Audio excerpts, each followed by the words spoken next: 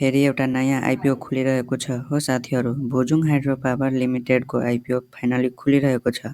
यो आइपिओ कति किताको लागि खुलिरहेको छ, यो आइपिओ कसले भर्न मिल्छ र यो आइपिओ भर्न कति रुपियाँ चाहिन्छ र यो आइपिओ कहिलेदेखि भर्न मिल्छ आदि यस आइपिओ बारे सम्पूर्ण जानकारी आजको यस भिडियोमा दिनेछु। सो भिडियोलाई अन्त्यसम्म हेर्नुहोला र भिडियोलाई एक लाइक गरी च्यानललाई सब्स्क्राइब गर्न नभुल्नुहोला र आजसम्म तपाईलाई कतिवटा आइपिओ परेछ भने कमेन्टमा अवश्य भन्नुहोला।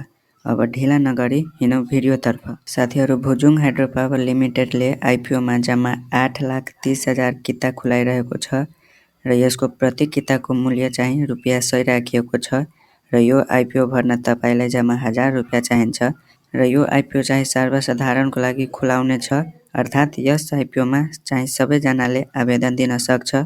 भुजुङ हाइड्रो पावर लिमिटेड चाहिँ हाइड्रो पावर सेक्टरमा पर्छ र यसको इस्यु म्यानेजर चाहिँ कुमारी क्यापिटल लिमिटेडलाई राखिएको छ। र अब कुरा गरौँ कि यो आइपिओ कहिलेदेखि भर्न मिल्छ र साथीहरू, यो आइपिओ चाहिँ माघ 12 गतेदेखि माघ 15 गतेसम्म भर्न मिल्छ र यसको अन्तिम मिति चाहिँ माघ 26 गतेसम्म हुनेछ।